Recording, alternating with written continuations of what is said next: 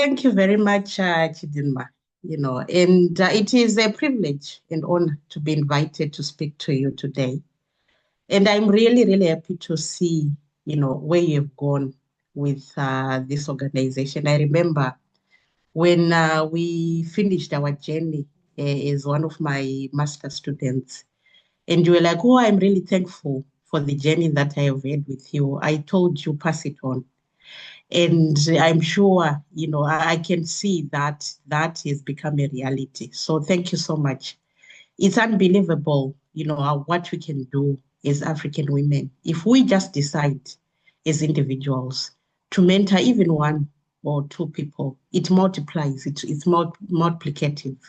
So thank you so much. To be honest, I was a little bit intimidated to come here today because I was asking myself, what is it that I can say that this group of already inspired young women have not had before? I had to remind myself that once in a while, I found myself saying really sensible things that other people have found useful. So my hope is that today, this moment is one of those once in a while moments that I say something really sensible. I tend to talk a lot. So if I'm going over time, please don't hesitate to let me know. So my talk today, I entitled my talk today, Fly High. Fly as high as your heart desires and keep your feet on the ground. The reason that I've chosen to talk about this is because of my own struggles in defining what success looks like for me. Every time I say this title loud, I cannot stop myself from thinking about my daughter, my 12-year-old daughter, who is just behind the door. And she would probably ask me, oh, mom, that is very confusing. How can I fly really high and have my feet on the ground at the same time? So perhaps a good starting point for me would be to talk about what these things mean to me and how I've applied or used this to guide what I do in my life. So let's start with the first half of the phrase, which is fly as high as your heart desires. Look, I've been blessed with a couple of incredible people, both men and women that are really invested in my personal and professional growth. Some years back, I had a conversation with my current boss. She's an incredible woman. She has been a friend and a colleague for much longer than she has been my boss.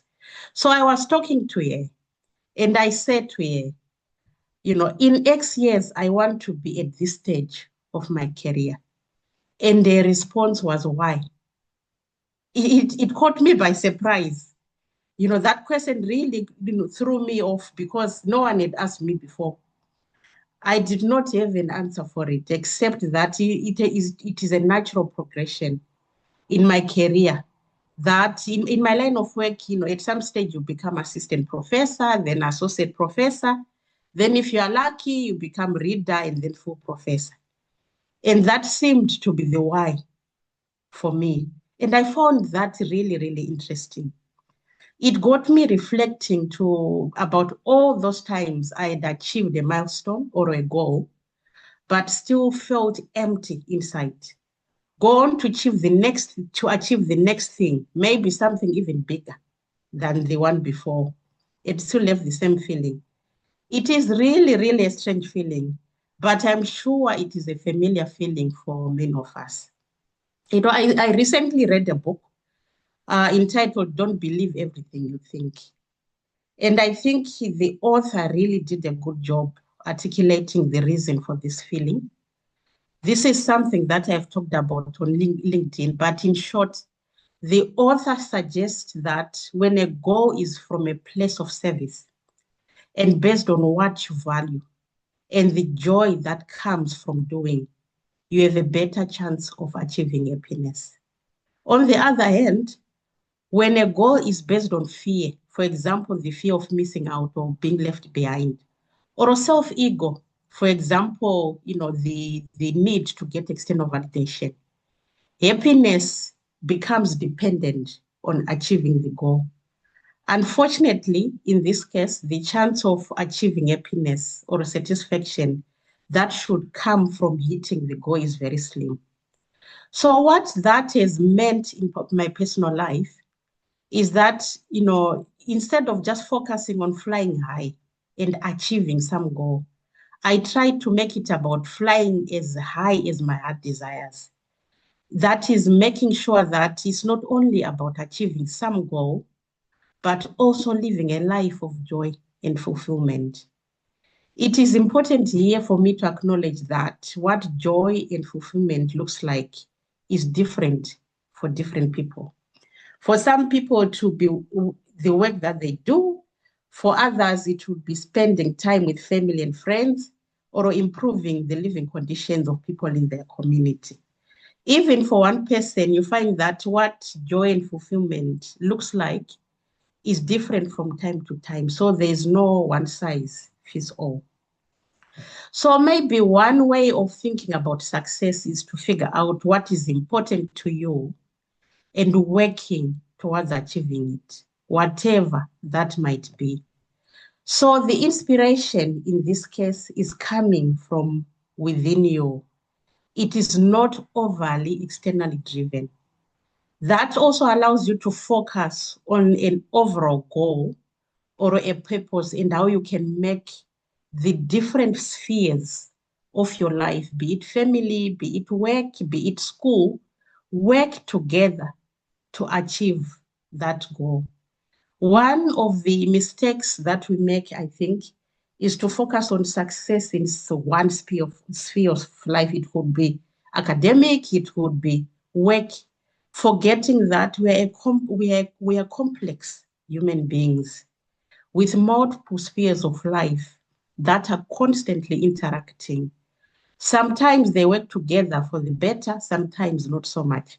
For example, you might have this work-related goal that you really want to achieve, but it could be that your personal circumstances mean that it might not be possible for you to achieve that at that point in time.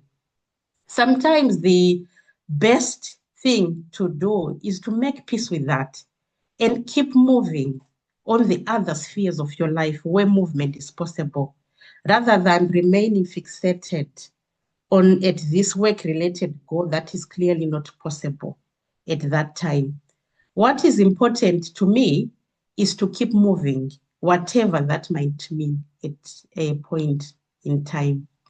So this brings me to the other half of my title, which is keep your feet on the ground. So this means different things, to different people. For some, it is about being practical, being sensible and not getting too excited about success or ambition. For others, it is about humility. In my life, it means much more than that. It is about stability. It is about resilience. It is about agility. I think as African women, we might know what that means. And men as well, I can see we have men. So as African men as well, we might know what this means in the harsh conditions sometimes that we have to navigate. So being able to deal with uncertainty, being able to pivot without destroying the good in what you have already built. That's what keep your feet on the ground mean to me. It is also about being mindful and living in the present moment. What that does is it allows you to be observant, to be curious about your environment and the people that live in it. When you are curious, you are okay with not knowing. I think this is something that I always talk about. Be okay with not knowing. Because when you are okay with not knowing, it means that you ask questions. And by so doing, you are able to understand what really matters to people, which in turn allows you to be useful by addressing problems that actually matter to people with solutions that are fit for purpose, in your community. When you are living in the present moment, you do not have to look for opportunities, I believe, because opportunities find you because you are exactly where you should be, at the right place, at the right time. Or, so I believe that, all of us here want to reach the sky, right? That's why we are here. I'll be surprised if anyone who is here says, oh, I don't know, I don't really want to reach for the sky. But the word of caution that I have, is that as you reach the sky, be careful not to let go of the good things that you already have, or not to miss the beautiful opportunities that are beside you, just ready for you to grab and go. Living in the present moment allows you to focus on what matters and allows you to be really observant and pick up those opportunities that are ready for you to grab and go. So, for me, keeping my feet on the ground is also about kindness, being kind to myself and others, being okay with things going not, according to plan. Actually, I had to remind myself just yesterday when my headlights of my car stopped working in the middle of the road. I had to remind myself to be calm and also to be okay with my headlights not working and looking for a solution. So you just have to have the strength of to pick yourself up and start moving again after a fall, or having the patience to endure those times when growth is really, really slow and gradual and not steep. Kindness is also about taking good care of yourself and others. Part of that comes from making good choices, or rather, the right choices for you. I always get questions from young people about choosing a university or where to work. Chidma will be very familiar with our discussions about university when she finished the MPH with us. I always give the same answer that I gave my 18-year-old son when he was working on his university choices last year. I told him, don't base your choice on name or prestige only. Choose a university where they will build, uplift, and inspire you. That is really, really important. Where they treat you with dignity and respect. Because what is the point of spending time at a place where, when you come out, if you come out at all, you are broken? Yes, prestige will take you somewhere, but it is how you feel inside yourself that will carry you for a lifetime. So some of us might be familiar with the quote from Zig Ziglar, which he says, I've seen that. Someone else has read the book that I read recently. So we might all be familiar with Zig Ziglar saying, which goes, what you get by reaching your goals is not nearly so important as what you become by reaching them. So often when I see people use this quote, it has been about warning people from becoming big-headed or forgetting to treat others with dignity and respect as they climb to the top. But I think it is much more about that as it is about, not giving up your own dignity and respect as you climb to the top. Because, as women in the environments that we work in, sometimes African men as well, sometimes, there is a demeaning, comment here and you let it go. And there's another demeaning comment here, oh, they are my boss, what can I do, and let it go. You are chipping away at yourself. Draw your lines, and let people know that you deserve to be treated with dignity and respect, and you are not ready to give that up.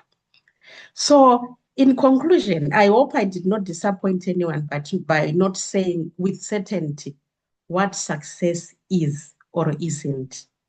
Because I truly believe that success is what it means to you. To me, it means flying as high as my heart desires and keeping my feet on the ground. But it doesn't have to mean the same thing to you. So here is to our graduates. A hearty congratulations to you, your families, friends, and your cheerleaders for this achievement. I wish everyone in attendance today all the best, and may each of us find success in our own ways. Thank you. Thank you so much, Professor Noreen. That was absolutely fantastic. Thank you very much. I don't know if, and I don't think anyone was disappointed. It was really awesome hearing what you said. I think that's one of the things that really struck out to me was what you said about, being okay with things not being okay. It's always very easy to kind of get our head in the mud. And thank you very much for that clarity. And yes, we had extended conversations about my choice of school. And even when things were not working well, I was like, oh my God. But I'm very happy and excited about that. I don't know if anyone, I think we can take one or two questions for Professor Noreen. If anyone has any question, and we can take that. I have one question to ask, but if anyone has any question from her, can feel free to kind of share. You can drop in the chat box or you can raise your hands. Um, Probably while we're waiting for other questions, I think one of the things that's one of the we had a webinar some weeks ago, or some months ago, and one of the resounding comments that people talked about was about balance. Like, how do you balance everything? How do you balance being an African woman, for instance? Let's say you also want to have a family, you also like, how do you balance everything and not like break down and scream? And so I just if you have any tip for us for myself, for everyone here as well. Yeah, so thank you for that question. I think it's something that we all struggle with, not only African women, but I've seen that everyone struggles with that, trying to balance family, trying to balance work, trying to balance. Where I remember when I did my PhD, I was working full time and I also had young children. So you can imagine, trying to balance all that at the same time. So I think it goes hand in hand in what I was saying earlier about being okay with some areas of your life growing much slower than you had anticipated. For example, at that time, what was really, really important to me was my family and the schoolwork. So my career in terms of work was really, really growing slowly. But it didn't bother me too much because I knew that I was investing in other areas of my life that were growing with a steep curve. So I think it's just about knowing at that time what is important to you and being okay with that. I'm not saying that you cannot have kids and also have a steep growth in your career. There will be people who are able to do that. But if you feel like what is important to me, it's something that I talk about a lot, is that what is important is to remember that we are human beings and we have to take care of ourselves. You know, number one thing is your health, your physical health, your mental health, and emotional health. If you invest in that, you increase your chances of success. And one way of investing in your health, in your totality, in your total health, is to make sure that your life is balanced. So if you see that, okay, I need all these things need to move, make sometimes you have to make choices in terms of, okay, I can still keep this side of my life moving, but maybe at this point in time, it has to move a little bit slower than I anticipated whilst I'm concentrating on movement, really, really step movement on this side of my career and of my life. And that comes, with you having a clear idea of what is important to you. I hope that is helpful. Yes, that is absolutely helpful because there's always this pressure of having like everything, moving together all at the same time. So what I'm learning is that it's okay to have a path that is still growing, not as fast as I want it to be or to grow, but while focusing on another one. I think Telma says she has a question. So Telma, you can feel free to ask. You can unmute yourself and ask.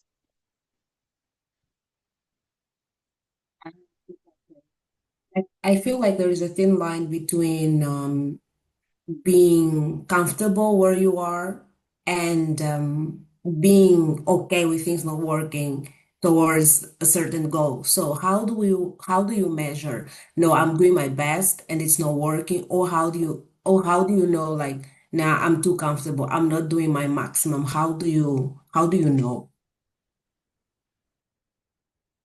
This reminds me also of some of the conversations that I had with the Chidinma, actually, about how do you know when you are doing your best, or maybe you are failing because you are not doing your best.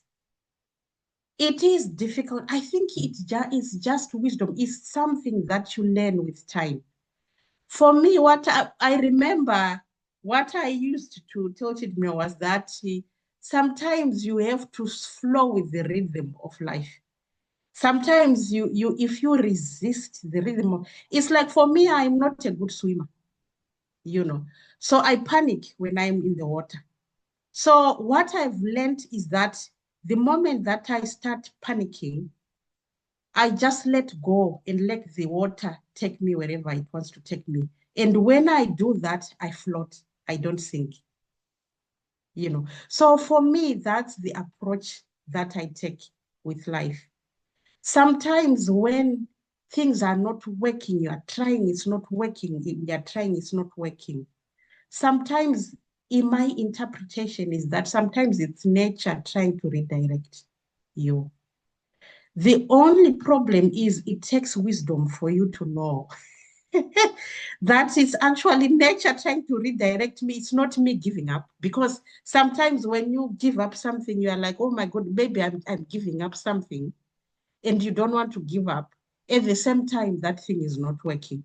So for me, I've learned to live in the present moment. I take inspiration from nature. If something is not working and I've put my effort, sometimes I let go.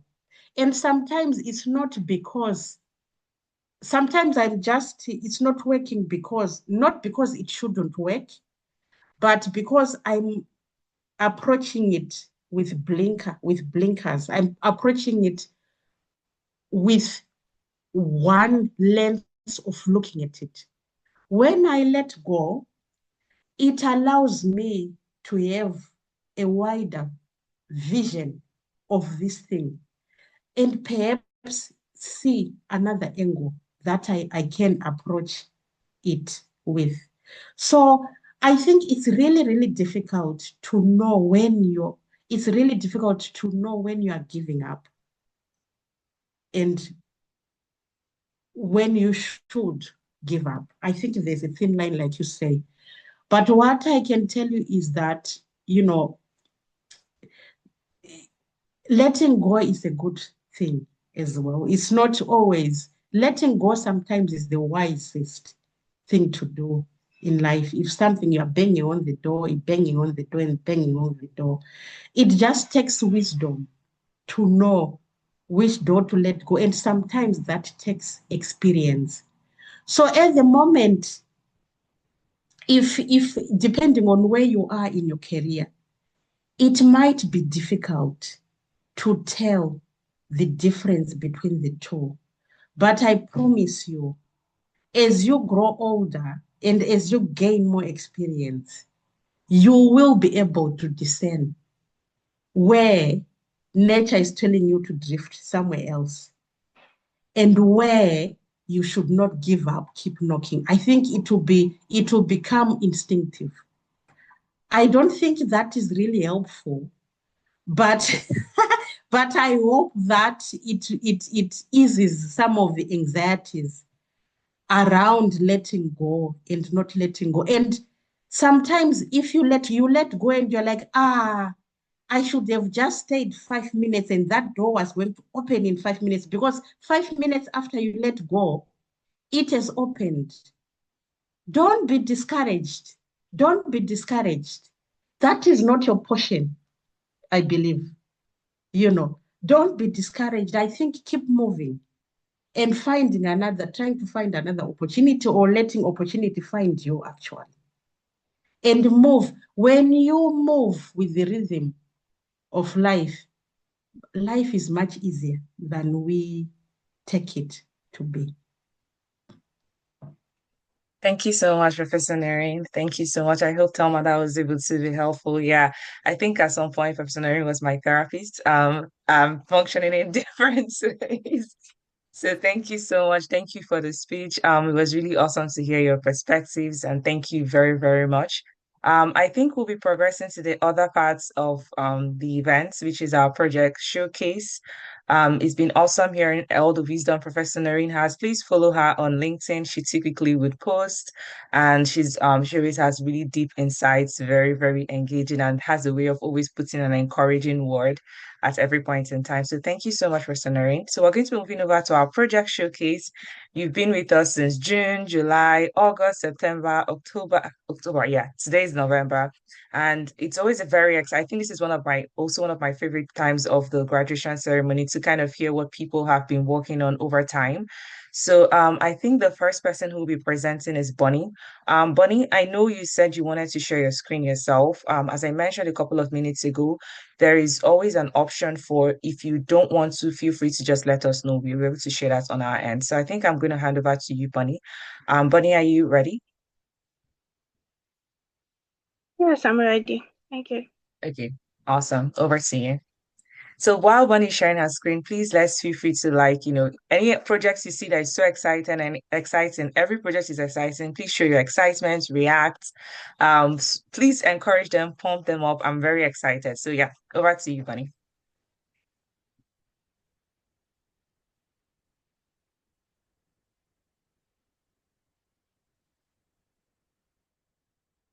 Okay, so can you see my screen? Kindly. Not yet. It's saying that your screen has started sharing. Okay, perfect. I think I can see now. Okay, thank you. So good day, everyone. My name is Bonnie-Joy Kabruk, and I'm excited to share the journey of my project, She Learns AI. I started this project to introduce secondary school girls to artificial intelligence and help them see that technology isn't just about computers, it's about creating solutions for our everyday lives. So in many schools, girls hardly get exposed to digital tools or AI. Now, when I interacted with these students, I realized most of them had never used AI platforms or even heard of tools like ChatGPT. So I wanted to change that, to plant curiosity and confidence where there was little exposure, especially for the girls within my community. So I kicked off with careful planning. I created the She Learn AI guidebook. I got consent from all 50 students, and then I designed a 2-day interactive workshop. Now, these sessions combined learning, creativity, and mentorship. Now, the She Learns AI guidebook became our main learning tool. So this guidebook is designed for girls who don't always have internet access. And then 5 copies of those books were also donated to the school library so that even non-participants could also benefit from the same project. Now, the 2-day workshop was full of energy and excitement. We explored how to use tools like ChatGPT and Canva AI, and the girls were amazed by how AI could help with creativity and learning. Now, I'm just going to share a clip directly from one of the students who was able to share her this thing. Sorry.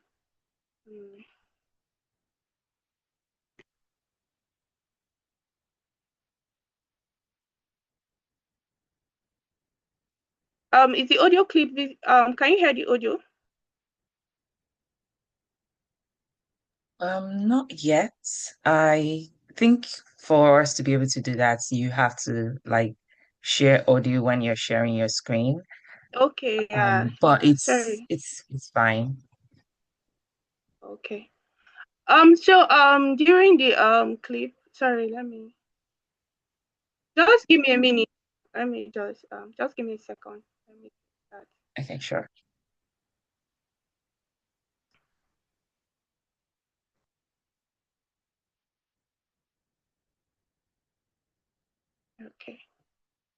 Sorry, my network is a bit slow.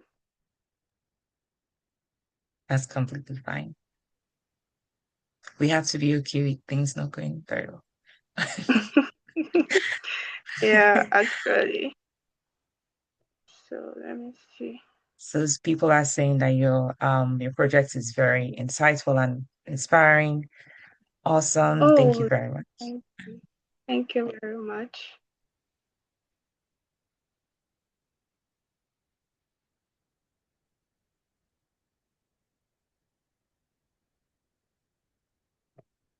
Thank you.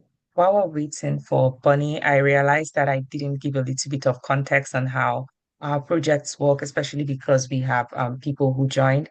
So typically during our mentorship program, our mentees go through different modules. Excuse me, our mentees go through different modules, and then they also have mentorship consultations with their mentors. The end goal is that at the end or towards the end of the mentorship program, you execute a project that is a combination of what you've learned when you are working with us and also based on your consultation with your mentor. So Bonnie did this together with her mentor, and then they were able to come up with this project. And the idea is that you find out a project that directly affects your community or identify a problem that affects your community, and then execute a project to address that. So I think Bonnie is ready. Bonnie, are you ready? Yeah, I'm ready. Thank you. Okay, perfect. Okay. So here's the clip. Think she'll play now. And from yesterday up until today, I learned how I could use Canva AI, how I could use ChatGPT, the ethics in AI, how I can work with AI to be able to develop software, like the ideas that have been shared now, how I can use AI to make.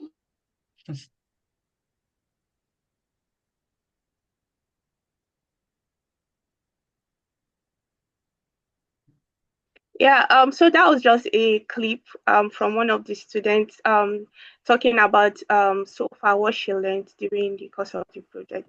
So I'll move on to the next one. So one of my favorite parts was the um, one of my favorite parts about the project was the group pitch challenge. Now, the girls worked in teams to design AI solutions for their school or their community. And honestly, their creativity blew my mind. One team even drew their AI robot to explain how it will work in a real world. And I was so impressed by their work and imagination and how good they were during the teamwork. Okay. Looking back, I'm deeply proud of the impact Shillings AI made. We trained 50 girls, were able to inspire 10 creative project ideas, and even started a school AI club. So these seeds have been planted that will grow far beyond this workshop. And but every impact came with lessons from managing power outages with a generator to carefully coordinating schedules and ensuring safe transport for every girl. So these challenges had taught me that resilience and planning is very important, especially if you're carrying out any project. So it also reminded me that leadership isn't just about results, it's about ensuring everyone reaches the finish line safely and also inspired at the same time. Now, this project was a product of Hi, Bonnie. collaboration. Yeah, I'm sorry sorry. to sorry. Your slide is not moving, so it's just static. Okay. It's at the experience. Okay. Is it at is it at the next slide now? No, How about now? not yet. I think you may have to stop and share again. Um, well, I think maybe going for I can also share the rest from our end here if it's Yes, helpful. yes. Yeah, Okay, all please right. just You can stop sharing. Okay, okay. perfect. You can let me know if you can see my screen.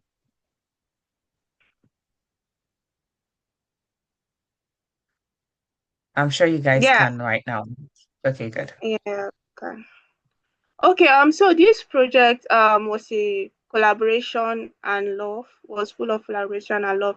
So I'm deeply grateful to Inspire Her Afrika for planting these seeds and nurturing it into reality. My mentor, Bolanle, she offered guidance and encouragement every step of the way. And also a fellow mentee, Faith Anyale Bogoro, a fellow mentee, she joined me on day 2, to inspire the girls by sharing her tech journey. And I also got financial support from friends, families, and loved ones to be able to successfully carry out this particular project. Last slide, please. So as we close this chapter, She Learns AI is only just beginning. Now, my vision is to expand this program to more schools, giving more girls the opportunity to see that technology isn't beyond their reach. It's a tool they can use to shape their future. I'm also working on developing a digital version of the She Learns AI guidebook so I can help reach more girls to continue learning and building a mentorship network so they are never alone in their journey. So I'm truly grateful to Inspire Her Afrika for planting these seeds. This journey has reminded me that impact grows when we invest knowledge into others, and that's what She Learns AI will continue to do. So thank you very much. Awesome. That is absolutely fantastic, Bunny. Everyone is clapping for you. This is really beautiful. Thank you very much from the execution to everything. It speaks excellence. And the fact that it's so amazing what you said, like the ideas and the creativity from different people. It's easy to sit down and think, oh, I have all the ideas. And then you engage people and you find out that, man, people are thinking stuff like, so it's so fantastic. We're very excited to see how the ripple effect of the mentorship you got, translated to this. And well done to your mentor as well, Bolanle. Bolanle is a very creative person, so I'm not very surprised. I'm very excited that you are able to achieve this. I think you have lots of comments, lots of fans. So please, if you want, and I really love the fact that you work together with Faith on this. This is beautiful. And I think this is probably even the first cohort we're having like mentees come together to actually work on a particular project. So that is amazing. And that's absolutely beautiful. So thank you very much for sharing. Please feel free to also encourage Bonnie as well. Follow her as well. She shares a lot of her story.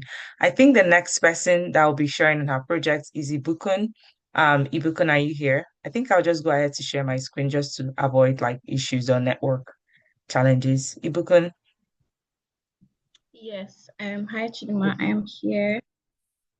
Okay, I think everybody can see me. Hello?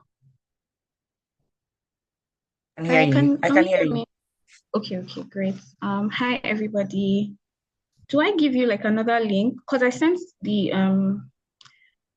presentation as a Canva document so I could submit. Or is this fine? Oh, okay. We can go ahead with this since it's already on the screen. Okay, no problem. Thank you. Okay, so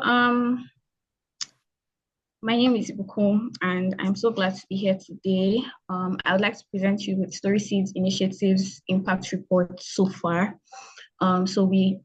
Just a quick recap. Story Seeds is a community-focused initiative. So we aim to nurture literacy and groundedness in teenagers through storytelling and mentorship. We believe that stories can be seeds. Stories can be like a way to reach teenagers, right? And not just to help them to actually like form great opinions, but also to like develop empathy, to exist in community, right, of like-minded people, and to also like help them to grow and develop their own communities as well. So like it's like a butterfly, like a ripple effect.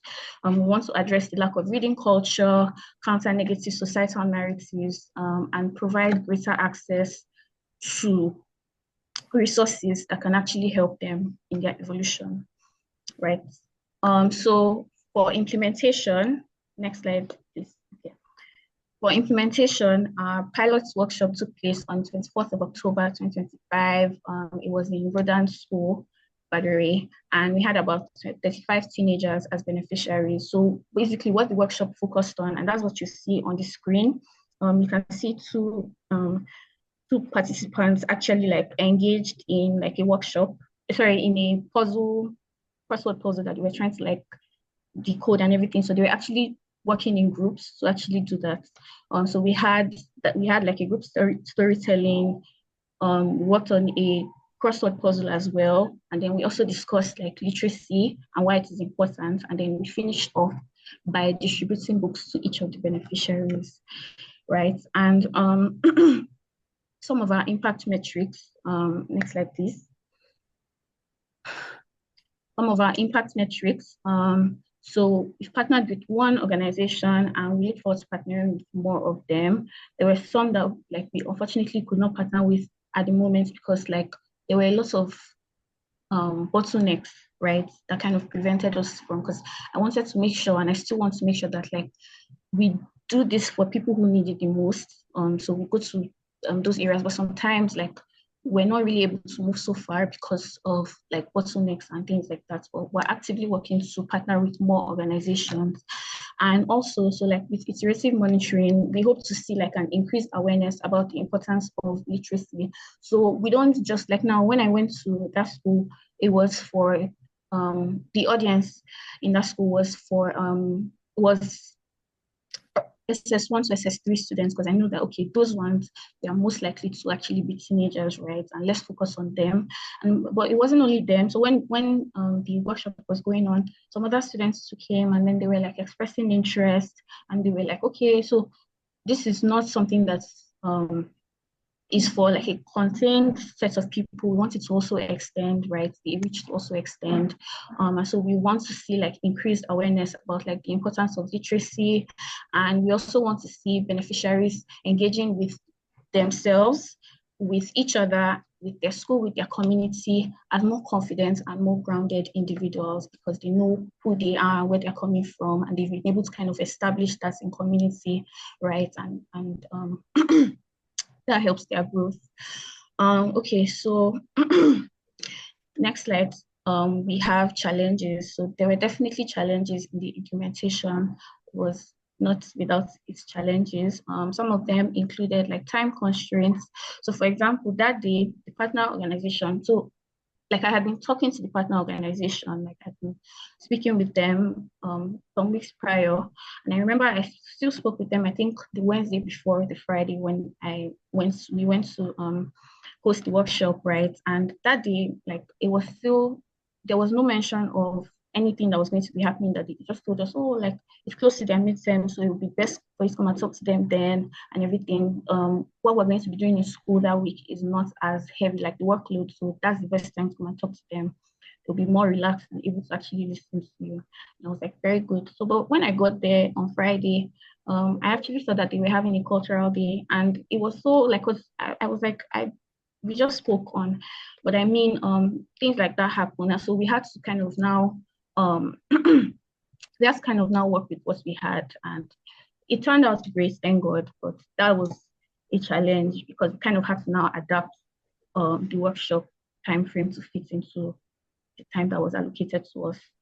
And also, like some partner organizations were not as responsive. I told you, I mentioned before that there were some bottlenecks and things that kind of prevented us from moving further along as fast as we would have liked with some partner organizations. And that's why like maybe we're not able to go, because we're actually supposed to go to 2 schools for the pilot. But because of that delay, that has not been able to happen, but it's still going to happen. We're actively working on it. We're supposed to actually do today. Yes.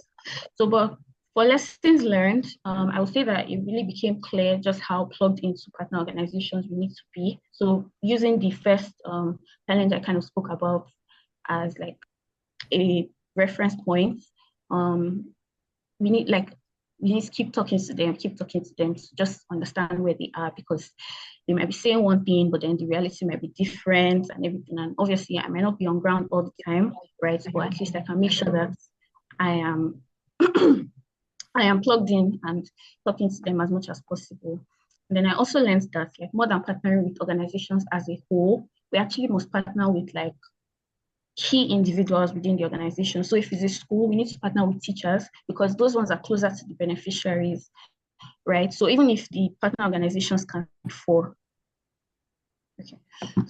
even if the partner organizations can speak for like the general, like reality, right, of like the beneficiaries and everything. They cannot necessarily speak to like the individual experiences like their teachers can, because their teachers interact with them more frequently. So if like we actually want to go far with this, we definitely have to like engage those people more, so that like they're able to help us with like identifying and addressing like the best pain points, right? And finally, I learned that creativity and empathy can actually make learning fun. So the puzzles and the discussion, like because I didn't want this to just be boring. I didn't just want to come and talk to them and tell them you must read. Like, no, there's no like that won't really go far, right? So I wanted to make them like I wanted to make the workshop as engaging as possible.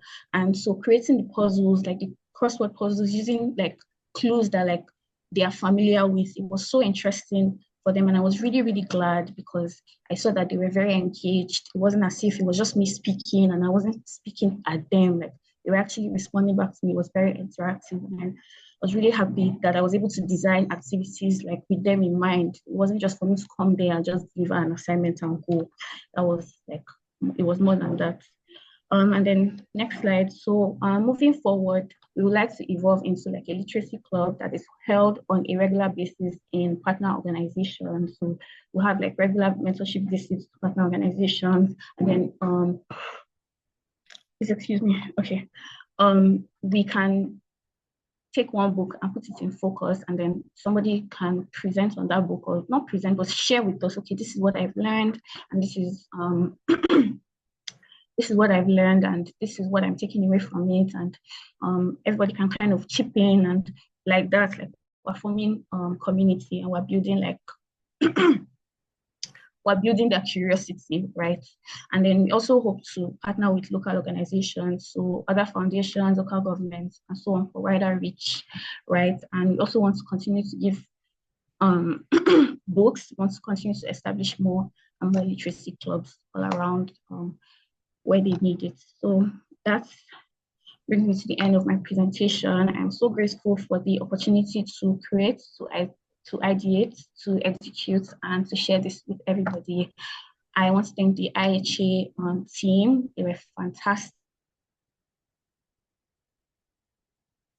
very supportive. I just thank them for the opportunity. I definitely cannot but thank my mentor, OJ. I love her so much, and I'm so blessed to know her. She was so encouraging throughout all of this, and I couldn't have done it without her.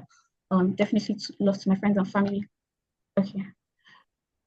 Am I still on? Yeah, Okay. you're on. Thank you very much, Bunny.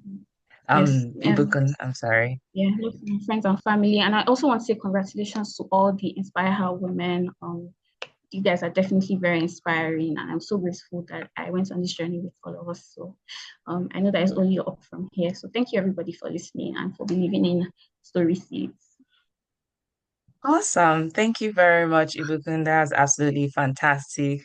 Thank you so much for, stories as it's amazing. Your project is really amazing. And the fact that you focused on encouraging literacy, it's so beautiful. I love that you also extended and reached out to partner organizations. Yes, working with people and oftentimes project execution is like you have this whole idea, it's perfect in your head. This is how it's going to go. And then on that day, a lot of things come up. But one of the things we've learned today is to be okay with things not being okay at times. So happy that you were able to rise up to the challenge and still was able to achieve your goal. And yeah, I mean, OJ is also fantastic. You're not the only one who loves OJ. I think OJ has been absolutely fantastic just to IHA itself, and she's been a wonderful support. So thank you very much. I'm happy that you also appreciate us. So thank you. Awesome, awesome. This is beautiful. I think the next person is Sophia. Sophia, do you want to share your screen or do you want us to go ahead to sharing? What's your preference? Please go ahead and share for me. Okay, awesome. You can go ahead. Okay. Thank you. Thank you for the opportunity to share my project. Today, I will be presenting to you STEM for Her. That's an initiative to help A-level girls. That's an initiative to help A-level girls gain career clarity. So my project took place on the 26th of October, and it was in a secondary school located in Entebbe, Kampala, called Standard High School, Zana. However, with my project, it's really like I love what Professor Noreen said today, because you have to be with things, you have to be okay with things not being okay. I think a day to our pilot project that was the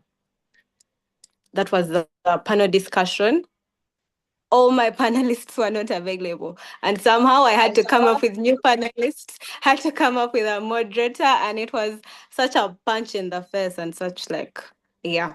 So for STEM for her, a lot of times in Uganda, we are preached to the traditional career paths. Be a doctor, be an engineer, which is great, but STEM really has space for her, and you find there are a lot of gaps in the people that are involved in research. And sometimes it's because we do not know that we can do research. We do not know that there are variable paths accept what we are told, accept the traditional career paths. So this is what STEM for her aimed to do. It aimed to highlight these paths and to tell these girls, you can be in those places, and we can increase that percentage from 23 in Uganda to maybe 50.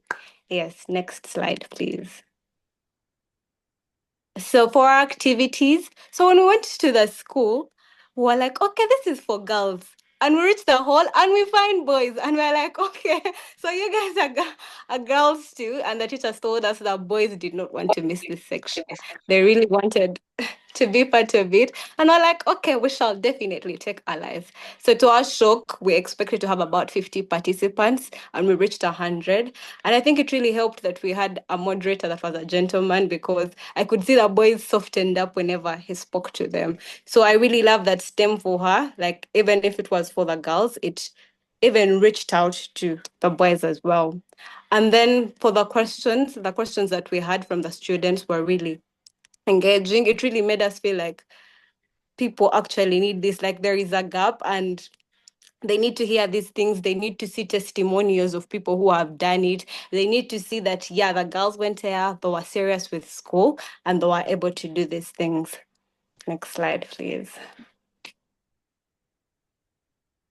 And then for the challenges, just like I've shared, we definitely lost our panelists just a day before. So we had to come up with panelists. So I'm truly grateful for friendship and for the gift of men that can just share with them your idea and they're ready to invest in it. And then also coming up with funding to get some of the materials. For example, we were supposed to provide a STEM for her toolkit that was supposed to give transparency on what the job market is currently in Uganda, the different STEM fields. And for now, we weren't able to, but we have a digital copy, and we're able to create a mail list and take emails from the students and share that with them. They're in boarding school, but when they come back from school, they'll be able to find those emails. And then just like so many times you're like, can I really do this? Can I really do this? So that was also really a challenge. And I'm so grateful for Chidnema, because I constantly remembered that I can be a visionary, and I need to stop telling myself that I cannot be. So that was definitely such shock therapy to go out there and lead something and see people interact with it and just be blessed by it. Then for follow-ups, I just like Ibukun said, it's really important when you are doing projects like this to actually be next to the people that are with these children. Because whenever we spoke with the career master, even with how we had set up our panel discussion, he was able to direct it in a way that is more helpful for the people we were speaking to. And then I think that made it more engaging. That made them feel like, wow, this is amazing. And then I think also something that stood for me that was like an aha moment. I remember I'm always saying that Chidnema is an answered prayer. Like I remember praying to God, telling God, I like send me a mentor. I don't know where they're going to come from. But here she was. And I remember that day a child after the session walked up to me and said, that morning I prayed to God and I just said, I want someone to come speak to us. And you guys were an answered prayer. So for me, that was such an aha moment. And then for sustainability and next steps, we definitely want to, for example, the school we went to, we formed some sort of concept note for them, and they're like, they'll definitely have to have us back. So we are in relation with a careers master, and then there was a girls' school next to it as well. And then he would say he would definitely introduce us to the school and to be able to share this with them, to be able to bring more testimonials of people who have done this and done this well and are still trying to scale. And then would also love to see STEM for her cover about 10 schools, maybe in 3 years as well, and to continue to have timely interactions with these kids and to continue to take and reform and definitely be better. Thank you very much for listening. That's it from me. Awesome. Thank you very much, Sophia. Absolutely fantastic. I'm a proud mentor. I think you put in a lot of energy into this, and I'm very excited to hear. And I can see so many comments and so many feedbacks from people. I think Bonnie said the fact that you were able to push through despite the challenges is truly inspiring. Awesome. Professor Noreen said great that you were able to accommodate the boy child. It's a sign that they also want to get involved with something that was being led and for women. We achieve a lot when everyone grows. Absolutely fantastic. We're happy that you were able to carry everyone along and not kick them out like, no, this is enough. But yeah, so that's awesome. Very proud of you, Sophia. And one of the things I really love from a recurring theme from all the projects is the fact that you guys focused on sustainability beyond it just being like a one-off event. There's like either a club or you plan to kind of keep growing and going back. And that's something that we really love. Like we want to create ripple effects. So that's absolutely fantastic. Thank you very much, Sophia. Awesome also having you as a mentor. It was absolutely fantastic. I enjoyed it all along the way. All right. So I think next up is Gloria. Gloria, are you ready? Yes, I'm ready. Can you hear me? Yes, I can. You look beautiful, Gloria. I think you came ready. All right. Okay, let's go. Thank you. Thank you. Thank you. Please share the screen from your end. Yeah, sure. I think he's right in front of I can see the screen for you. Can you guys see Gloria's presentation? Okay, perfect. All right. Can I begin now?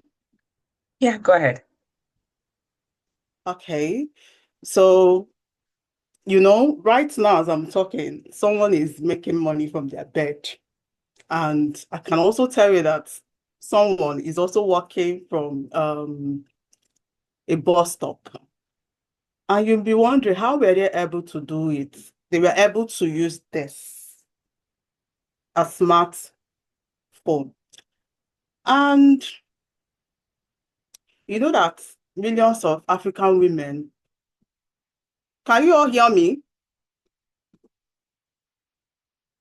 Hello? Yes. Yes, we can. Okay. Yes, Okay. yes, yes, yes. Okay. So thank you, everyone. I'm Gloria. I am the founder of Glucopath. Next slide, please.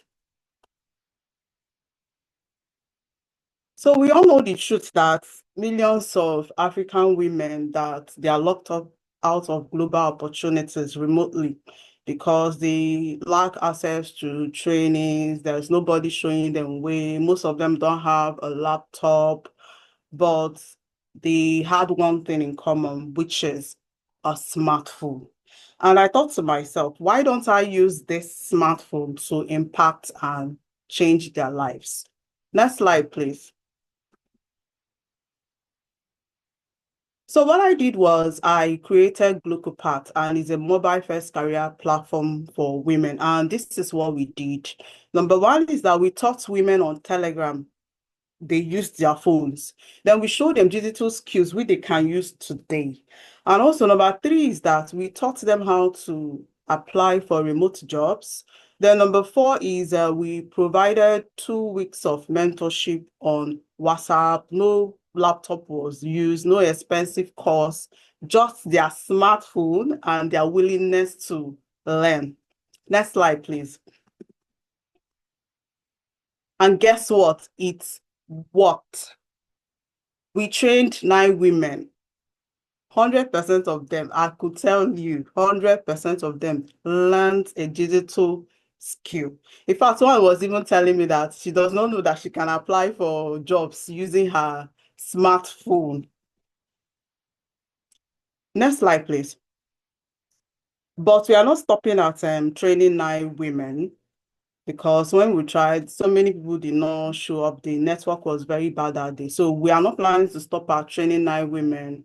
We are planning to train at least 100 women in the next 6 months. And here is my big dream. I want every African woman to make money online using their smartphone. And I want to thank Inspire Her Africa and her lead network for believing in that dream and for supporting me. Next slide, please. Because if you have a smartphone, if every African woman can have access to a smartphone, they have a future. What you're looking at is not just a little device. It's a classroom, it's an office, and it is the future. So I want you all to join me in empowering African women. Thank you so much. Awesome. Thank you very much, Gloria. This is fantastic. This is very beautiful. I love the fact that you were able to take our smartphone that we use every day. This is awesome. We have comments. People say this is amazing, Gloria. This will really empower the participants. Sophia says she wants to be a beneficiary of Glucopath. So please enroll Sophia in the Glucopath class. Awesome. This is really beautiful. And I love the fact that it's going to break a lot of, would I say, barriers to access. Obviously, your mentor is very, very, very proud of you. So really beautiful. Yeah, Well done. thank you so much, Awesome. Irene. She was a nice mentor. Awesome. Beautiful. Now we're going to move a little bit quicker because of time. We have other things planned for today. Thelma, you're up next. I know, Thelma, you specifically requested you wanted to share your slide yourself. Do you still want to do that? Yes, because I just quickly want to show the view of our website and everything. Sure, So that's I would like fine. to. That's okay. Over to you. Okay. Um, I think you can share now. okay, can you see my screen? Yes. Okay. How do I make this disappear? Oh my God.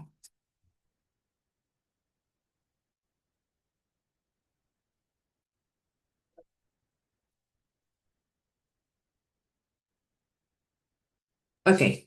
So my project is an online English school, which is more focused to Portuguese speaking people. But yes. So why did I decide to create this? I decided because the way I learned English, because English is not my official language, it was fun, innovative, and also easy in a certain way. So I decided to pass on the same experience. I have the same the same easiness that I got to experience to other people. So it's basically online. Our classes are being conducted through Zoom, and I would like to share a little bit of the view of our website and the little system that I have set up. Um, mm, okay, okay. Here's the link. Mm,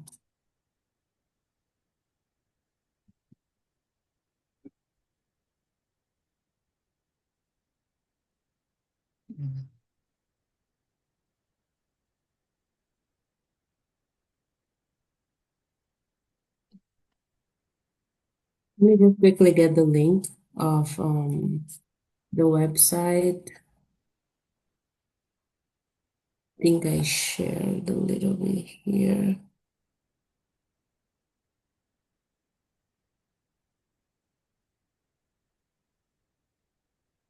Where's the link?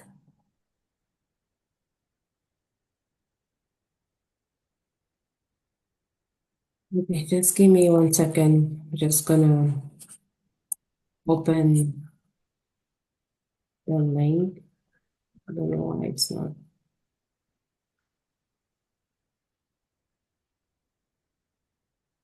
Mm, yeah.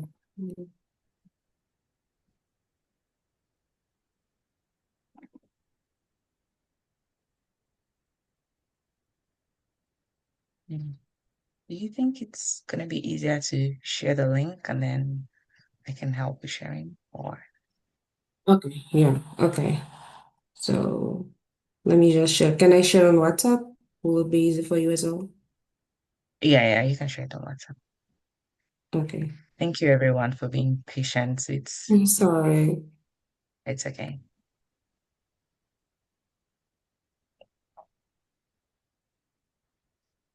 I think we got a question earlier on funding projects. So I think probably would address that while we wait for the link. Yes, we do support. So typically our mentees will share or pitch their ideas, and then usually for instance, Bonnie and Ibukun got some financial support to be able to implement their projects. We also try to reach out to some organizations to support. I think Gloria as well was a recipient of that, and I think Mariam and another mentee. So we do have some ways of supporting. Of course, we're still looking forward to more partners and support. So totally, that's something you're also willing to. I'm very willing for us to have a conversation on how we can partner more with that. Okay, Thelma, have you been able to share that? Yes, I sent it on the group, the Inspire Her Afrika group, so you also Okay, send perfect. it. All right, so I think I have it up. So do you want me to, I think I'm going to share my screen. And just for the want of time, I think going forward, sorry everyone, if we're going to just focus on maybe handling the screen from here. So yeah, Thelma, do you want me to translate this to English? Perfect. Okay, Yes, of great. course, of course. So this is basically the system we have implemented. This is the view of our website, and each one of the start free class, start learning, it pops up to our WhatsApp. So we have, if you can scroll a little bit down. So we have our mission, our career focus, and what we are doing now, down, we have an online English test that everyone can take it. So I'll be able to know which group you'll be you will be in. And also we have, once people go through that link, they take the test, we receive an email, also we send them their score and the next steps. So basically for this idea, I wanted to give people the opportunity to learn more another language in the comfort of their own house. And also I would like to later on when we have more students, we would like to implement another languages as well, such as Spanish, French. So we already have people who can teach those languages as well. So this is basically it. And since, yes, we have been advertising, and we are getting a lot of feedback, which is good, and a lot of people are taking the tests, and we are starting. I think I already have like 2 students who are ready to start. People have paid. Also, I decided to make it very, very, very, very, very flexible for everyone in terms of prices as well. So this is basically our little baby that we are trying to grow, and we hope it grows and doesn't stay just with English. And also have friends who want to learn Portuguese as well. So we are trying to implement, because the website is it's the way it's structured, it's more aligned with Portuguese people, but we're trying to make it more flexible for other languages as well. But we want to start with English and see where it goes. Then if you can share the slides, we have a little bit of simulations of our financials, and you can just go a little bit up. Yes, we have a simulation of if we have, like, for example, a student, how we can achieve that. And for now, it's not about money. It's more about making a name for our school, getting people to know us. Then you can scroll down. And also we have our timeline for our new students. We have a timeline, and the final step, what we want to do, we want to do 3 month we want to do 3 months course where they start at the end of the last month. They will be given a test to see how they have improved and where they are also lacking. So this is basically it. And also I would like to invite you guys to share and also follow our social media because we want to grow in terms of social media presence as well. So just follow us, share, like it, and yes, guys, this is basically what my project is all about. Thank you so much. Thank you very much. This is absolutely fantastic, Telma. Like thinking about how, first of all, sign me up. I want to learn Portuguese, and I think you should sign Zainab up as well. I'm pulling Okay. Zainab's leg. But but yeah, so this is absolutely fantastic. I really love like there's just so many things to love about this project. I love the website as I think you have a lot of comments, feedbacks, people talking about how the website is really easy to navigate. It's absolutely beautiful. I think it's absolutely fantastic. I think it's a very, very, very great project, and I'm super excited. Please share. You can drop the links to how to follow you guys, and I'm sure everyone here will pretty much give you a follow. Thank you very, very much. Yes, Professor Noreen, this is great, and language barriers should be broken. I think communication should be easy for everyone, irrespective. So thank you so much. This is beautiful. Like I said, we're going to move really quickly. I think the next person up is Mariam. So we're going to move because we have like 30 minutes around and we have a lot of things, other things to do. So Mariam, please, you can take on. I don't know if Mariam is here. Um, Good Hi, afternoon. Mariam. Okay, perfect. Good afternoon. Um, Thank you, Inspire Afrika. I want to present my project. Formerly, when I was doing my project, the title of my project was actually sustainable. But over time, I had to change the sustainable focus due to one reason or the other. So, let me explain sustainable focus. Sustainable focus is basically a Mariam, it's storytelling a little bit platform difficult to that hear you. showcases. I'm Can sorry you to hear cut me? you short. Can you maybe speak up a little bit louder? Okay. Sustainer Focus is basically a storytelling platform that showcases African indigenous climate actions that have already been in our community and society. I'll tell you, my inspiration comes from watching people from Asian continent, specifically China and Indian.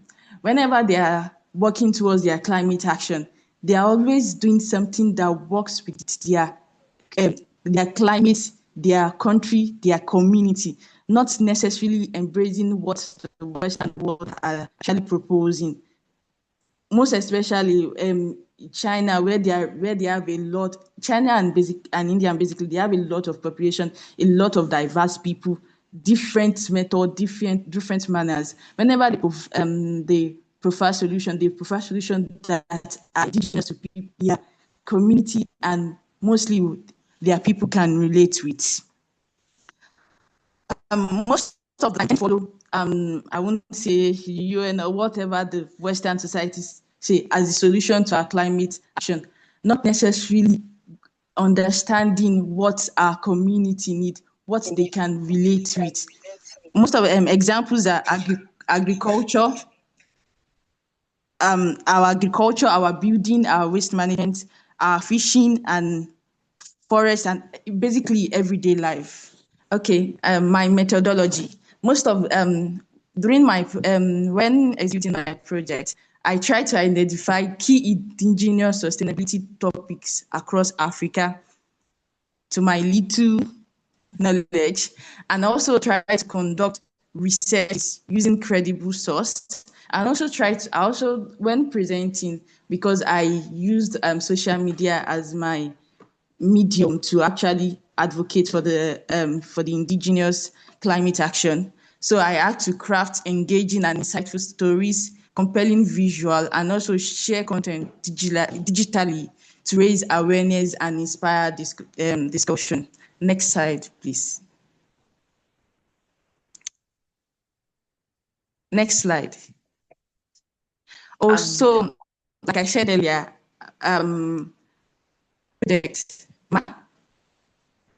For my project, my project was basically shared on LinkedIn, on a social media profile, social media platform, which was LinkedIn, Instagram, and Facebook.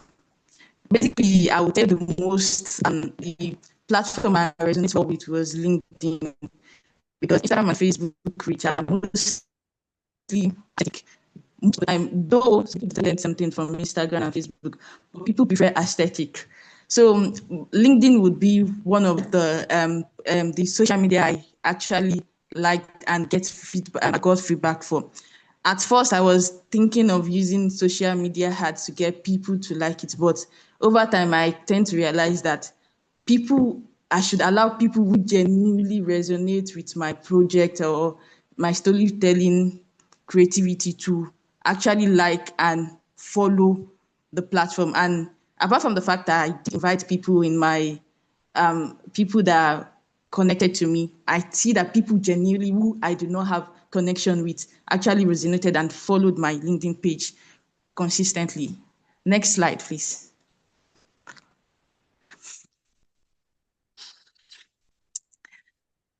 Okay, lesson learned.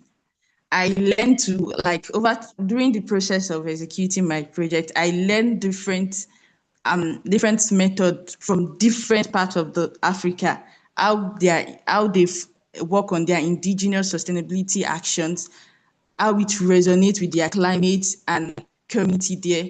I also took time to find credible source and authenticity of each story. Also, the visual storytelling boosted engagement and helped audience connect with my stories. It's not easy to consistently post, but actually I've never consistently post on social media. This project actually allowed me to learn to post and also schedule my posting, and also learn to blend traditional knowledge with digital format and open new paths for cultural preservation and innovation. In the nearest future, I hope to collaborate with like-minded who genuinely share my interest, and also work with communities who would love to share their sustainable indigenous sustainability climate actions that resonates with them, and also to let the people want to learn from them, and also love to collaborate with people, like with different platforms that also resonate with my climate action. Thank you, Inspire Africa, and also would like to thank my mentor for genuinely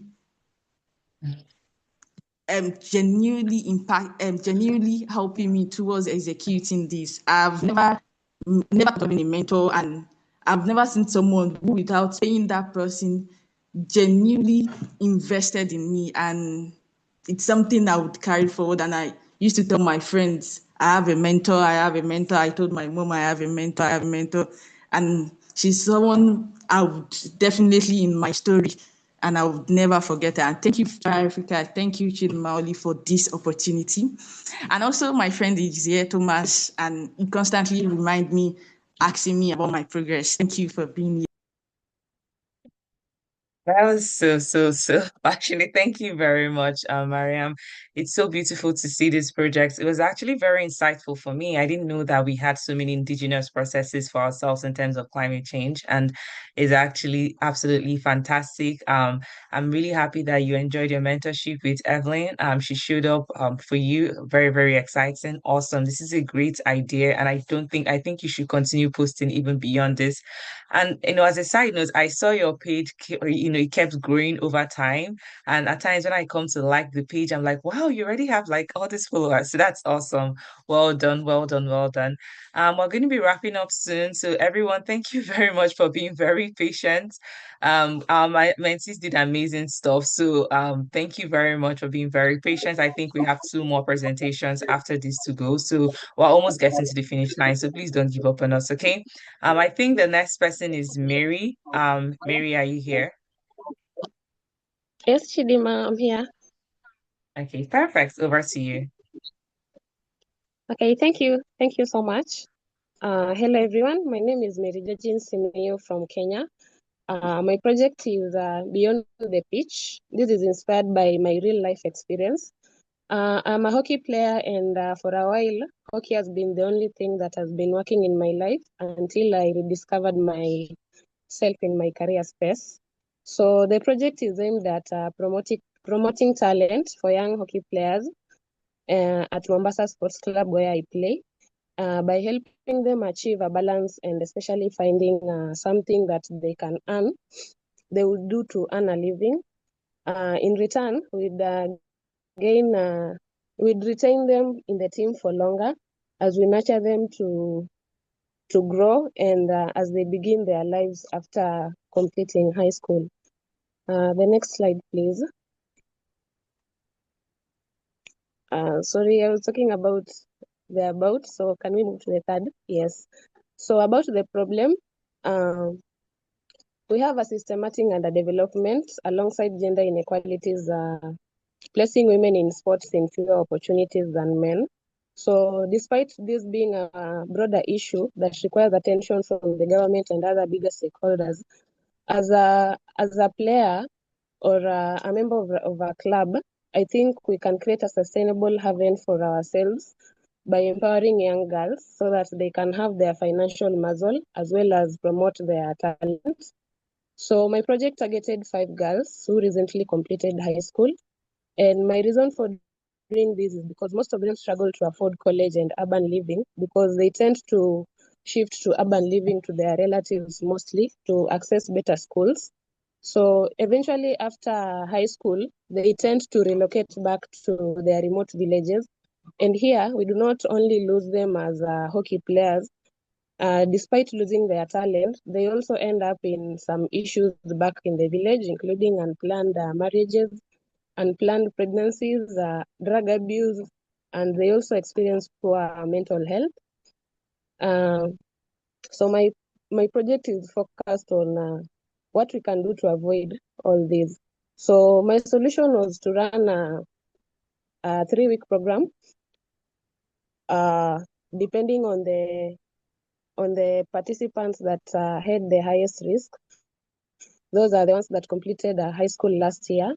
So this being the first cohort, we focused on basic computer literacy, Windows navigation, MS Office, and internet safety in the first week. The second week was about data entry, email management, and internet research. And the third week was focused on freelance platforms, specifically Upwork and Fiverr. We helped them set up their profiles and optimize their accounts, and also taught them how to bid and how to upscale their pitches. So these sessions were both online and hybrid. I took time with them over the weekend as we go for training sessions or when we attend matches. Especially on Sundays, we had 2-hour sessions with them. I didn't have the luck to have sponsorship, so we only utilized resources that we had. That is the club. They were lenient enough to provide us with the venue and give us access to their IT room. So that is where we trained. We had external trainers, but they are both from the team. Some IT guys and one lady that helped us pull this through. So the outcomes was quite innovative for me because there's no other program in Kenya that combines sports retention and digital skills for athletes. So the current programs focus on college sponsorships and job placements, but again, they leave out students who do not meet the minimum college requirements and also rendering a good number of ineligible students ineligible for the current job market due to lack of skills. So this initiative was tailored to bridge these gaps and sustain financial freedom, as well as enable them to survive in the city as they pursue further advancements. For our end, as I've said before, we get to retain them longer in the team. So I loved this project, and my mentor told was so instrumental, especially in bringing about the issue on reaching the Sustainable Development Goals. The project cuts across goal number 4, number 8, and number 10. Number 4 is about ensuring inclusive and equitable quality education and promote long life learning opportunities for all. Number 8 is on sustainable and inclusive economic growth, along with full and productive employment for decent work for everyone. And number 10 is on reducing inequalities. So the problems and challenges that I faced include the scheduling conflicts with hockey training and inconsistent attendance due to transport issues. By transport, I mean fare for them to come for the training sessions. But we resolved this by having at least 2 hours, by reporting at least 2 hours earlier so that we could use the time. And also we had to incorporate some online sessions during the week so that we can cover up whatever we didn't manage. The second challenge was limited access to laptops and other digital equipment. But we were lucky to have some data reimbursements from one of our sponsors, one of our volunteers who was Nemadau Solutions, one of our hockey players, and also we used the club's IT room. Another challenge was barriers to entry in the platforms, including Fiverr and Upwork, because for now it's quite difficult to get the freelance jobs there because it's overcrowded. But we incorporated insights from the partners and applied recommendations from YouTube videos. And the last challenge was the condensed timeline. Initially, the project was supposed to run for 3 months, but due to the requirements of the mentorship program, I had to cut it short to 3 weeks. But we focused on core basics and prioritized quick wins like profile setting and core skills to navigate in the digital space. So for the monitoring and evaluation of the project, I ensure that we had an active engagement on WhatsApp, and we also had a mid-training assessment to ensure everybody was in check. From our last assessment and assimilation by the guest trainers, we were able to report an 80% skill gain at the end of the training.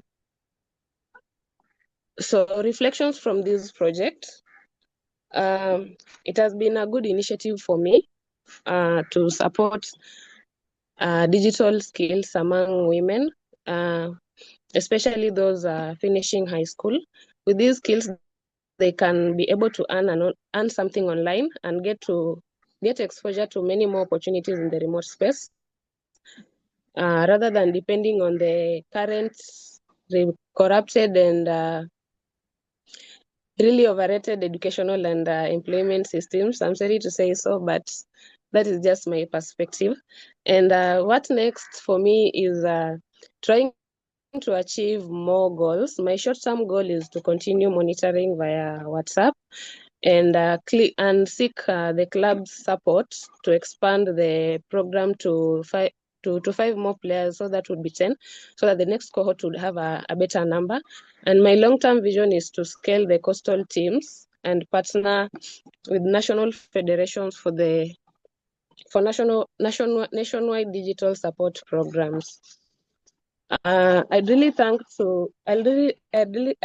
like to thank IHA for giving me this opportunity. It's been quite a journey, doubling up as a community manager and as a mentee. This project has really boosted my confidence, and I'm really looking forward to having more impact in the community. And as I focus more on my passion, that is playing hockey, and having discovered that I can also be versatile enough to earn remotely so that I could support my financial side of life. and that would give me enough time to play. This is also what I want to help my teammates achieve, because most of them lack the educational and financial muscle to continue with college education, and it's really unfair for them to lose everything at a go. So thank you so much, IHA, and also special thanks to my mentor Tolu. Her words of encouragement and strategic reasoning helped me unpack my stagnation and change towards a feasible career plan. Thank you so much. Have a Thank you good day. very much. Thank you very much, Mary. That's absolutely fantastic. I really loved reading about your project. Thank you so much. You have a lot of comments. I would have loved to read them out, but we are really short on time. So we kind of just move over to Lorraine. Lorraine, please, if you could maybe just, you don't have to go through everything, just kind of give us a summary. Sorry that's the shortage in time had to affect your presentation. Lorraine, are you here? Yes, I'm here. Chidima, I hope you can hear me well. Yes, yes. Okay. That being said, I'll go ahead and begin. So, my name is Lorraine Mayabe, and I'm from Kenya. My project is titled Know Your Rights, the Young Women's Legal Toolkit. The reason behind Know Your Rights, this Young Women's Legal Toolkit, was to bridge the legal literacy gap in urban communities. Because I realized that there are women who are in urban communities which are small, so they don't know much about their legal rights. And so as a lawyer, I thought maybe it would be something good to make them more aware of their rights. So the problem at first, as I've said, so my focus was on two areas, which is Kawangware and Kibera here in Kenya, where most women are faced with they're very vulnerable when it comes to legal knowledge. So at first we were supposed to go on the ground to visit the site, but this became a challenge because also of funds. So immediately we had to think faster and change the way in which we are going to execute this plan. I want to thank Mary also, who is my fellow mentee, and also want to thank my mentor, Advocate Confidence Jonathan, because together they helped me.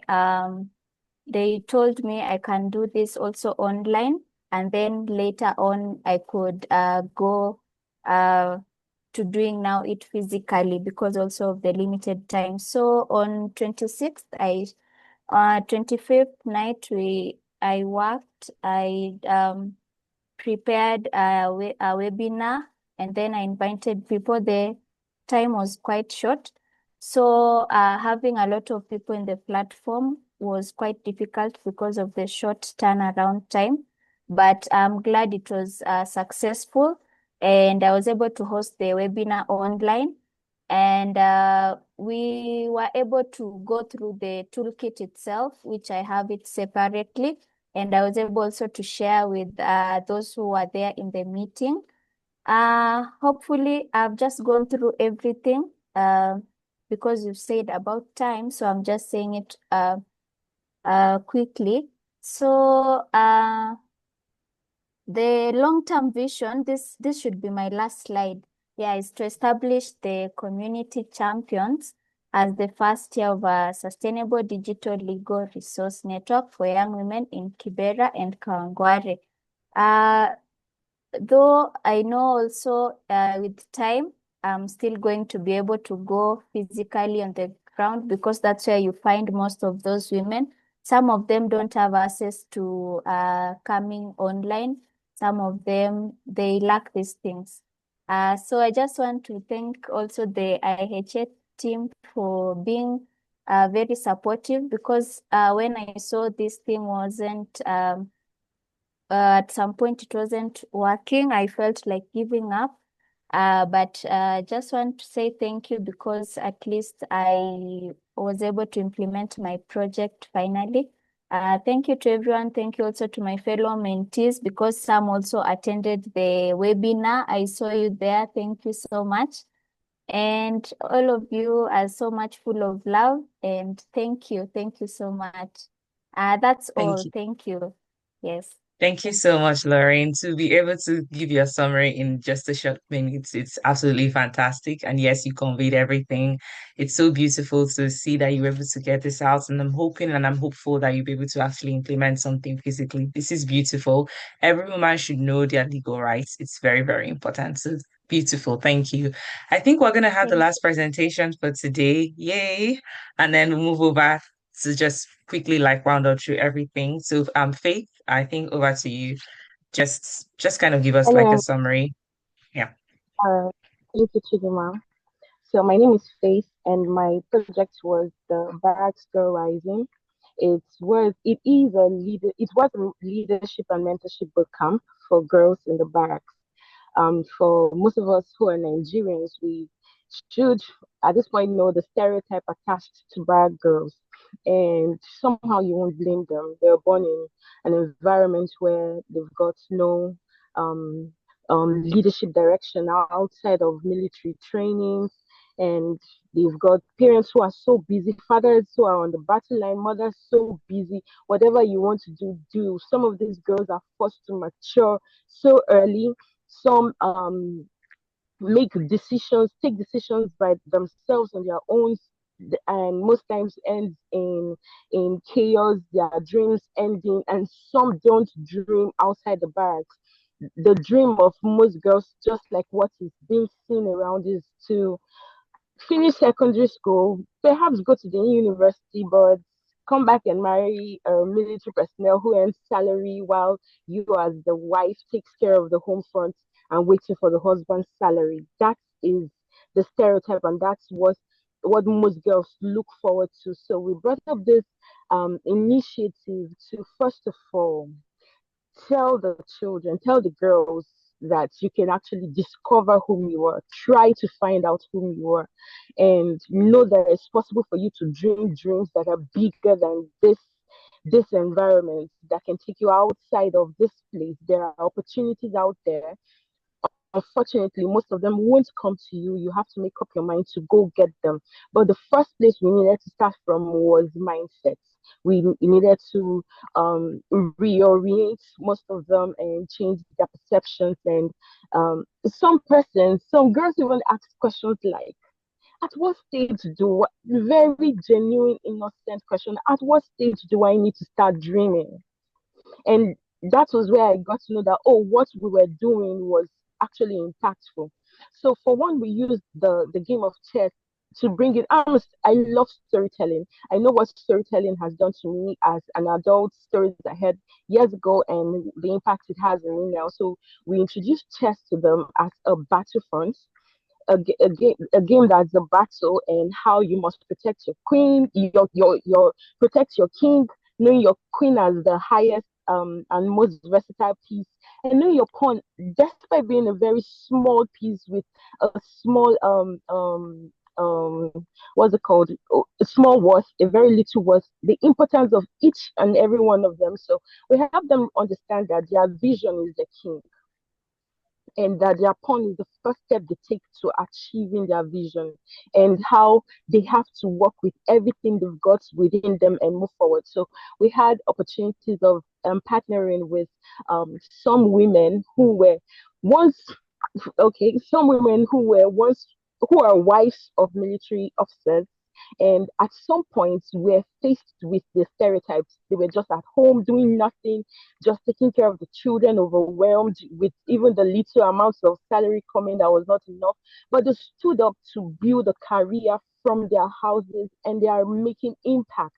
We had those women, and thankfully I had the opportunity of having a fellow mentee who resides in same days. I don't think there will be any other coincidence as this ever again in IHA. We're literally neighbors that enjoy the She Learns AI initiative project lead. So we brought some of them to come tell their stories. We had a woman, she's quite aged now. She's an architect, that's architect Vivian Ojo. She once dreamed from a mat, hoping that she would come out of her father's one room where there were all so many children lying down on the mat, and she was going to build a house for her father. And she has ended up building not just one house but three houses for her dad. And she's an architect now, designing houses for so many people. But that was where her dream started from. We let them understand that they being in the barracks is like the barracks is a launch pad for them where they can start dreaming and achieve so much. We had a soldier, a female soldier, who is she's not just multi-dimensional, she's doing so many things. So if a soldier, despite being here, she has a vision. So this path is not the end, is not the end, but it means to an end for her. So even if you don't have resources to go further and you want to come into the service at a very early age, don't limit yourself to just this, dream bigger. And then we had Joy tell them about tech is for everyone. We had Deborah, who is an entrepreneur. She's the founder of a farm. She not only was trained in a military environment, she was trained to come out as a soldier. But coming out, the challenges she faced, she shared with them and how she was able to overcome. Today, she's a founder. She's an engineer. She's so much. So we let them know they can do so many things. And at the end of the day, we ensure that they know that it's not just about them. If one person's dream, like IHA, can birth so many women who has visions now to do so many things of impact to not just the girls but their communities, they too can dream and become whatever they want to be and impacting. It shouldn't just be about you becoming, but you also impacting girls within your neighborhood. And we left with, at the end of the boot camp, it was 2 days. We used the NAF Protestant Church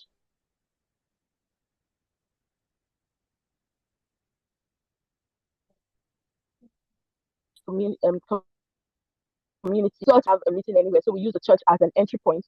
For future, we hope that we can reach out to other barracks within Makurdi, Benue State, other paramilitary and military barracks within, and reach out to girls, empowering them. At the end of the 2 days, we had 50 girls who wrote by themselves their visions. They wrote down their vision boards, of course, using the SMART method, ensuring that they are achievable, things they can run with. And these are girls within the ages of 14 to 18. And we also give them materials for writing their affirmations, telling themselves daily. We ensure that they find out what was valuable to them. See, I believe so much that whatsoever you want to be has to start first with the mindset and telling yourself you can do it. So that was where we started from, and we were able to achieve that. So going forward, we connected girls with two mentors. We had one, and you see, the good thing about impact is if something that's going to be impactful starts, you get to find people who would come in. We had just 4 mentors, but at the end of the day we got 5, because I shared the initiative with someone, a woman who unfortunately is a widowed, is a widow. She lost her husband on the battlefront. But now the goal of the girls before were just to marry military men. Now this one happened that she had one, she was doing nothing at some point, then she lost. Then she came back to zeros. Where would she start from? But she was able to rise up. So she now is coming in as a mentor to the girls. You don't have to wait till a sad occurrence happens before you start up with something or come up with something for yourself by yourself. So we've connected them, and hopefully I will be reaching out to them monthly for the next 3 months. And most of them don't have phones, so I collected numbers of their parents and guidance. Of course, we got their consent, so we'll be reaching out to the girls from time to time. Thank you. While we'll think of other models to scale the project. Thank you very much. Thank you very much, Faith. That was absolutely beautiful. Sorry, I had to cut your presentation short, but that's so beautiful, very inspiring. I sincerely apologize for the time that we're probably going to take just 10 more minutes. I hate that we're doing this. But thank you so much, everyone, for even being present. That was an absolutely fantastic presentation. We're just going to run through the rest of the program very quickly. Thank you for the projects. We hope that everyone was really very much inspired by all the projects. I have been inspired, and our a word of encouragement to our mentees to carry the torch forward. So we're just going to go over to the other parts, which is the award ceremony. This is usually a very beautiful time for us to just celebrate everyone. Everyone is a winner, but in every case, as in every situation, one or two people that we want to highlight and really, what I say, spotlight the amazing things that they did. So first of all, start with our mentee awards. But before that, thank you. You're a prized possession. You're absolutely fantastic, and we are so grateful to have you. So I think our first award goes to Thelma Alexandra, who started the online school, and I will be giving her the Innovation Award. This is because it takes a lot to actually, think through this, prepare, and this was highly innovative. Congratulations, Thelma. Let's celebrate Thelma. Put in the comment box. Your project idea is so beautiful, and we trust that it's going to reach out to a lot more African women. Congratulations on winning this award. I think our next award goes to still Thelma as well, Rising Star Award and part of the reasons why we gave you this award was the fact that you were able to rise beyond whatever communication challenges, still be able to press in further. We strongly believe in your vision. We strongly believe in the ability of this vision to go forward. So congratulations, Thelma, as well. Um, actually have two people who won the Rising Star Award, and the other recipient is Mariam. Mariam's project is really fascinating. Thank you very much, Mariam, for sharing the light, for being able to be consistent. We strongly believe in the vision of your project, and I look forward to it actually escalating to something so much amazing. I think the next awardee that we have is actually Mentee of the Year, and that goes to Bunny. Bunny, I think this is absolutely well deserving. This is Bunny consistently submitted all her tasks. She was a top scorer in almost all the tasks. She went above and beyond in some of the tasks, beyond even some of the things that we actually asked for. So congratulations, Bunny. It's fantastic seeing you work on your project, the passion. Bunny created certificates for her project. The passion was just so overwhelming, and that embodies what we really want to see. So thank you so much, Bunny. I think there is also another award for Bunny. Every year we try to give an outstanding project. This was not a sole decision made by me. Not the one dishing out the awards. But Bunny, your project was absolutely fantastic in terms of design, in terms of reach, in terms of capacity, collaboration, partnership to ensure that it is done excellently well. It's so beautiful. So congratulations on this award as well. And of course, for another award goes to Sophia. Sophia was a tribe leader at the boot camp. She was also a tribe leader during the mentorship program, constantly reaching out. We got a lot of feedback from people who were like, "Thank you very much, Sophia, for helping me think through things." So congratulations, Sophia, for distinguishing yourself as a leader. This is something that we love to see. And also you're able to lead your project reaching about 100 people. So awesome, awesome, beautifully well done. And of course, this would be absolutely wrong. I think everyone will feel absolutely slighted if we do not celebrate Mary. Mary was absolutely fantastic. For those who don't know, Mary is Sunbeam. So all the messages, the emails, Mary sends emails early Monday mornings, checks in on almost everyone, both mentors and mentees. I mean, and she's also a mentee at the same time. Mary, you are absolutely fantastic. One of the best additions to our team this year at Inspire Her Afrika. Thank you so much. I think everyone here appreciates you. Everyone keeps talking about Mary. So thank you so much, Mary, for being absolutely fantastic. And then I think the final award for the mentees as well is the Future Leader Award. Like I said, Sophia is someone who distinguished herself as a leader exceptionally well in different capacities. So thank you very much for stepping up, at times to even lead the community, our sessions. So thank you very much, Sophia. Absolutely fantastic to work with you. And we look forward to what the future holds for you. And we're super excited about that. I think there's actually a final award to Bonnie as well, which is the Change Maker Award, the ripple effect that Bonnie's project is going to have in the future. Absolutely beautiful. Oh, okay. I think there is also one more to Mary, which is the Community Spirit Award. Mary did not just embody being a community manager, but she's actually a team player. Thank you very much, Mary, for being an extension of one of our visions and our dreams, which is to build a community of African women where we're very comfortable, supporting each other and being there for each other. So I think there's also an award for Gloria, who is the most dedicated mentee. Gloria submitted all her tasks at due time, submitted it. She did literally almost everything we wanted her to do within the context of the project. So thank you very much, Gloria. So beautiful to see you blossom, and we look forward to the awesome things that you're going to do in the future as well. We love to celebrate our mentors as well, because all this, I mean, if we didn't have mentors, there will be no one to actually do all this. So we want to celebrate our mentors who are MVPs as well. I know that there are, for instance, mentorship or programs where mentors actually request to be paid. But I want you to know that all our mentors volunteer time week that they meet with you. We don't have like any pay. They are actually doing it out of the goodness of their hearts. So I think it kind of makes sense that our mentor of the year is Bolanle, who is Bonnie's mentor as well, for consistently supporting Bonnie, ensuring that she has all the things that she needed to be able to achieve her project. So thank you very much. Bolanle also doubles as our partnership coordinator. So thank you, Bolanle. I think I saw her earlier on today, but I think she's probably left. So beautiful to celebrate you. You guys are both winners, so that's beautiful. I think another mentor we specifically also want to appreciate is Irene. Irene is Gloria's mentor. They have an amazing relationship, actually, very dedicated to ensuring that Gloria becomes the best version of herself. Thank you so much, Irene. You showed unwavering commitment to our mentorship program and your mentee's success, and that's absolutely beautiful.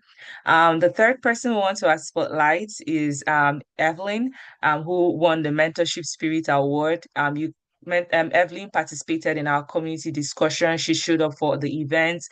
She contributed actively. So thank you so much, Evelyn, for just being there for us. I remember when we had I think the practice interviews, Evelyn showed up. That was so beautiful. Thank you very much. Of course, also Confidence Jonathan, who is the most inspiring mentor award. And this is because she really, really encouraged her mentee, and she always reported on her mentoring logs. They had a very good relationship. Thank you for being a source of inspiration to others, for supporting her even as quickly as she had to transition to actually developing or delivering her projects online. So thank you. And of course, we have our Standing Alumni Mentor Award, OJ. OJ has been with us as a mentor right from the onset. So thank you so much, OJ, for inspiring your mentee. Our OJ is absolutely fantastic. Thank you very, very much, OJ. You're an amazing alumni. And of course, it would be wrong not to, I think, okay, there's also another category. It would be wrong not to appreciate our team members as well. All this, everything that you see, it's not solely done by me. No, we have an amazing team. Some of them don't know we're going to be doing this today, but thank you so much, Mary, again. Thank you, Mary. Mary goes above and beyond. Honestly speaking, one of the best persons I've ever worked with. Thank you for being excellent in all that you do, Mary. Delivering communication top notch. I don't have any Thank you so much, Mary. You made life so much easier for us at Inspire Her Afrika. I do have an award as well for a mentor, Tolu Olalekon. Sorry, Tolu, if I murdered your name, but Tolu really displayed absolute leadership support to us in different capacities and in different ways. So thank you very much, Tolu. I want to appreciate another team member, Zainab. Thank you so much, Zainab. Zainab is our program coordinator. Zainab is a dedicated and an excellent person. Thank you very much, Zainab, for all the times I had you working in the night. I'm sorry. Um, thank you so much for giving your best. Thank you very much. Absolutely fantastic to work with you for the ideation, even the last minute changes at times. Thank you. So awesome working and delivering this project with you. I want to also appreciate Marvelous Adekomi, who yeah, one of our part of our communications team. She's would I say shown so much resilience even beyond what we initially thought at first. Posting on LinkedIn, ensuring that we have on Instagram as well, ensuring that we have content out there. Thank you so much, irrespective of whatever personal challenges. And another team member who is not here, Ihai, who is our web designer. He started off as an intern. Ihai is actually very, very young, a youth who joined us with so much bright ideas and just being very supportive. Thank you very, very much, Ihai. I think that's it about the awards. See, guys, I'm running really quickly, so pardon my speed, but it's always so beautiful to celebrate everyone here. And I think we're just going to move over. I wish we had a lot of time for this. This is also a very good time for me, but I want to be very respectful of everyone's time. So I'm probably just going to take one or two comments or three, those who want to share their testimonials, or if there's anything you want to say to your mentor or mentee. Most of you have already said that as well. If there is no one, that's absolutely fine. But if there is one or two persons that want to really share or highlight, how has this journey been for you? Is there any word or anything you want to share with us as well as we round up? Thank you. I think I'll look for raised hands. If I don't, it's fine. I know our time is also fast spent. Okay.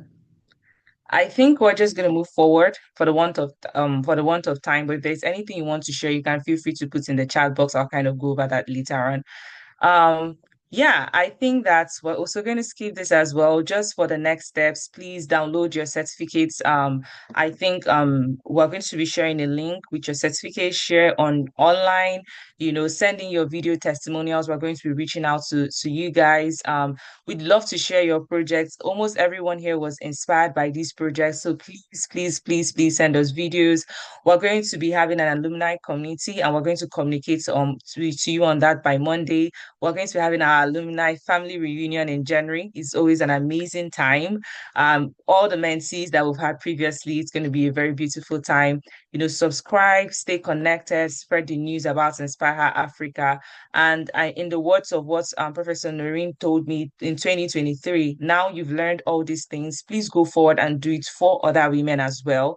All that you've learned, please transition it to other women, other African women as well.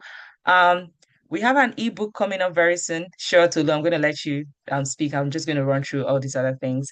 We have an ebook coming out very soon. The mentors collaborated to actually work on a book. So we're going to be focusing on this after we're done with our mentees, because our mentees are like babies. They need attention a lot.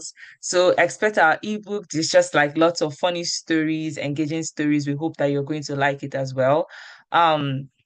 I think I'm going to pause for now and then I'll let Tolu talk. I think we're pretty much done, honestly. So yeah, over to you, Tolu. Okay, thank you, Chidima. Sorry, I'm not able to put on my video because I'm not video ready, but I'm voice ready. Yeah, thank you so much. I just also want to say congratulations to all the mentees. I think those projects are absolutely life-changing projects. And when I was looking at them, I was just thinking in my head of scalability, because those are very important work, from sustainability, to the community projects and so on and so forth. And these are the challenges that are spoken to even on a global scale. So hopefully that there will be some more amplification of these projects. I would think a little bit about it from my own end. on how to connect mentees to, to funders so they can scale their projects and make it more accessible to as many as possible. So we're very well done to all the mentees, and also all the mentors who've given their time also to all of the things that they've done. But also, so this is the thing that you've been thanking everyone, but I think that we should say thank you to you, Chidima. Thank you, because the weight of leadership can be very enormous. And when we do these things, especially these things that we do for humanity, who says thank you to the leader? Who says thank you to the one who is thinking of how to move this forward, how to make sure that all the loose ends are tightened? And so we are saying thank you to you and the team. Thank you for this platform. Thank you so much, Olu. That is so sweet. Thank you very much. And thank you. Yeah, Zainab, please go ahead. Thank you. Thank you, Chidima. Hello, everyone. I also want to appreciate you, just like Tolu said. Thank you so much for this initiative. You started this and has had amazing effects on. I was once a mentee, for those that don't know. I was a mentee in Inspire Africa last year, and it has been life-changing. I also appreciate our mentees. Your projects were fantastic. Like I kept on listening, and then the changes, different ideas. It was very, very nice. Well done to all of you that started and finished this program. Congratulations.